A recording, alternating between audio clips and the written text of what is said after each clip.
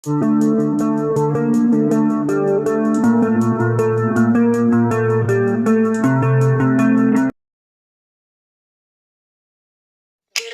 Islam Radikal FPI.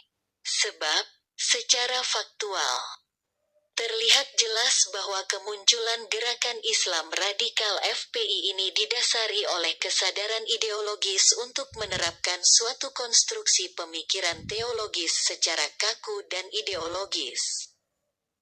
Selain stigma radikal dan fundamental yang dilakukan oleh FPI, ada hal yang menarik untuk dikaji bersama. Tentang hasil penelitian yang dilakukan Al-Sastrow, 2006, dalam bukunya Gerakan Islam Simbolik Politik Kepentingan FPI.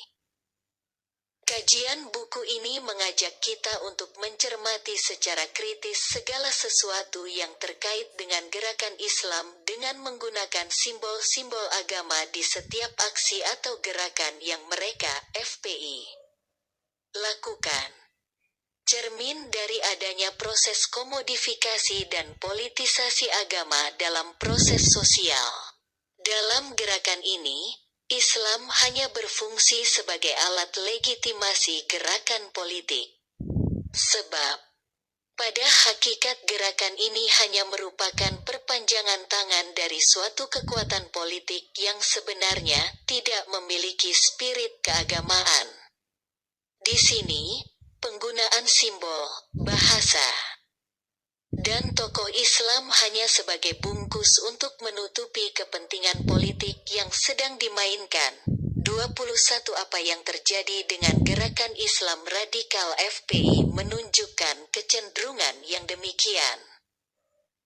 Sebagian orang selalu mengira bahwa gerakan-gerakan yang dilakukan sebagai bagian dari sosialisasi suatu norma Islam, keadilan, kemaslahatan, dan kejujuran. Secara faktual, sebagian besar ajaran Islam tersebut tidak dipraktekkan, karena mereka justru telah melakukan eksploitasi terhadap kelompok lain.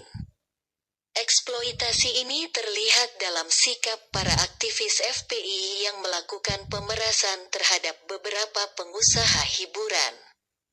Mereka melakukan penggerebekan tempat tersebut atas nama memberantas kemaksiatan.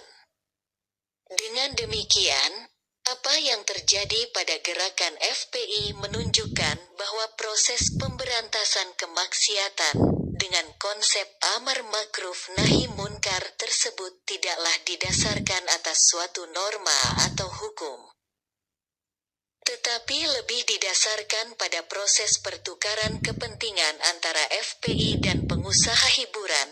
22 Dengan demikian, gerakan yang dilakukan FPI yang secara retorik untuk kebaikan dan kemaslahatan agama sama sekali tidak terbukti dalam realitas objektif. Sebab gerakan tersebut justru menimbulkan banyak kerusakan dan kepanikan di kalangan masyarakat. Klaim-klaim suci membela